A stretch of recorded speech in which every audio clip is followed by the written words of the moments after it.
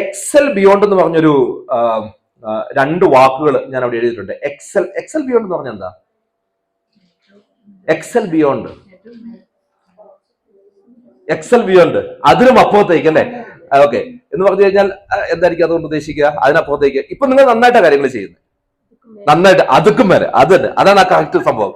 അതുക്കും മേലെ കാര്യങ്ങൾ ചെയ്യാൻ വേണ്ടിയിട്ട് നമുക്കുള്ള ഒരു അവസ്ഥ ഉണ്ടാവട്ടെ.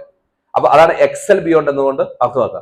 അപ്പോൾ നിങ്ങൾ കേട്ടുണ്ടാവും എക്സ്ട്രാ ഓർഡിനറി എന്ന് പറഞ്ഞൊരു വാക്ക് കേട്ടില്ലേ? എന്ത് എക്സ്ട്രാ ഓർഡിനറി എന്ന് പറഞ്ഞാല്? അസാധാരണമായിട്ടുള്ള. ഓക്കെ, അപ്പൊ ഓർഡിനറി എന്ന് പറഞ്ഞാലോ? സാധാരണമായിട്ടുള്ള. അപ്പൊ എക്സ്ട്രാ ഓർഡിനറി തമ്മിലുള്ള വ്യത്യാസം എന്താ? ഒറ്റ വ്യത്യാസമേ ഉള്ളൂ. എന്റെ ചോദ്യം ഇതാണ്. എക്സ്ട്രാ ഉണ്ട്, ഒരു എക്സ്ട്രാ ഉണ്ട്. അതാണ് ഏറ്റവും വ്യത്യാസം എന്ന് പറയുന്നത്. എക്സ്ട്രാ ഓർഡിനറിയും തമ്മിലുള്ള വ്യത്യാസം എന്ന് പറയുന്നത് ഒരു എക്സ്ട്രാ അതിൻ്റെ അകത്തുണ്ട്. ആ എക്സ്ട്രാ എന്തായിരിക്കും?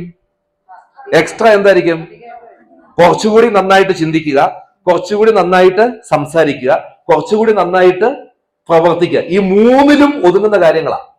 നന്നായിട്ട് ചിന്തിക്കുക എന്ന് പറഞ്ഞാൽ എന്താണ്? സമൂഹത്തിന്റെ നന്മയ്ക്ക് വേണ്ടിയിട്ട്, നമ്മുടെ ഓർഗനൈസേഷന് വേണ്ടിയിട്ട്, കാര്യങ്ങൾക്കൊക്കെ വേണ്ടിയിട്ട് കുറച്ചുകൂടി നന്നായിട്ട് നമ്മൾ ചിന്തിക്കുന്നു. കുറച്ചുകൂടി നന്നായിട്ട് പറയുക, നമ്മുടെ കമ്മ്യൂണിക്കേഷൻ സ്കില്ല്, നമ്മുടെ ഇന്റർപേഴ്സണൽ സ്കില്ല്, നമ്മുടെ കൂടെയുള്ളവരെ സംസാരിക്കുന്ന അവസ്ഥ, ഇങ്ങനെ ഉൾപ്പെടെയുള്ള കാര്യങ്ങളൊക്കെ കുറച്ചുകൂടി നന്നായിട്ട് പറയുക. കുറച്ചുകൂടി നന്നായിട്ട് ചെയ്യുക എന്ന് പറഞ്ഞാൽ നമ്മുടെ പ്രവൃത്തി നന്നായിട്ട് ചെയ്യുക, മറ്റുള്ളവരെ കൊണ്ട് കുറച്ചുകൂടി നന്നായിട്ട് കാര്യങ്ങൾ ചെയ്യിപ്പിക്കുക. ഇതെല്ലാം കൂടി വന്നു കഴിയുമ്പോൾ എന്തായി? ഒരു എക്സ്ട്രാ ആയി. അതോടുകൂടി എന്ത് സംഭവിക്കും? നമ്മളും ആരായിട്ട് മാറും? എക്സ്ട്രാ ഓർഡിനറി ആയിട്ട് മാറും.